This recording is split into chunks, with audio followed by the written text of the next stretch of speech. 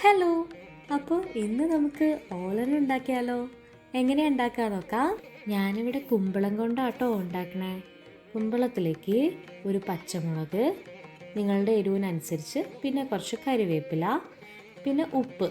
അത് തീർത്തും ഓപ്ഷണലാണ്. പിന്നെ തേങ്ങാപ്പാലിൻ്റെ 2ാം പാൽ ഒഴിച്ചു കൊടുക്കാം. എന്നിട്ട് നമുക്കതൊന്ന് വേവിച്ചെടുക്കാം. ഉപ്പ് നിർബന്ധമില്ല പറഞ്ഞത്. ഓലൻ സദ്യയിൽ രുചി ബാലൻസ് ചെയ്യുന്ന ഒരു വിഭവമാണ്. പക്ഷേ എനിക്ക് ഉപ്പ് ആഡ് ചെയ്തുണ്ടാക്കുന്ന ഓലനാട്ടോ ഇഷ്ടം.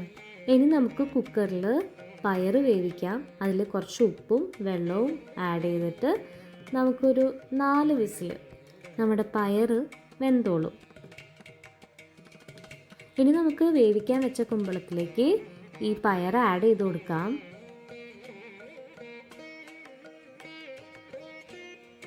അതിനുശേഷം തേങ്ങാപ്പാലിൻ്റെ 1ാം പാൽ ആഡ് ചെയ്യാം കേട്ടോ. 1ാം പാൽ ആഡ് ചെയ്ത് കഴിഞ്ഞാൽ പിന്നെ തിളയ്ക്കണ്ട, ഒന്ന് ചൂടായാൽ മതി, അല്ലെങ്കിൽ പിരിഞ്ഞു പോകും. ഇനി നമുക്ക് അതിലേക്ക് പച്ച വെളിച്ചെണ്ണ ഒഴിച്ച് കറിവേപ്പില ഒഴിച്ചിട്ട് അടച്ചു വെക്കാം. അപ്പോൾ നമ്മുടെ ഓലൻ ഇവിടെ റെഡിയായി. അപ്പോൾ നാളെ കാണാം. Bye bye.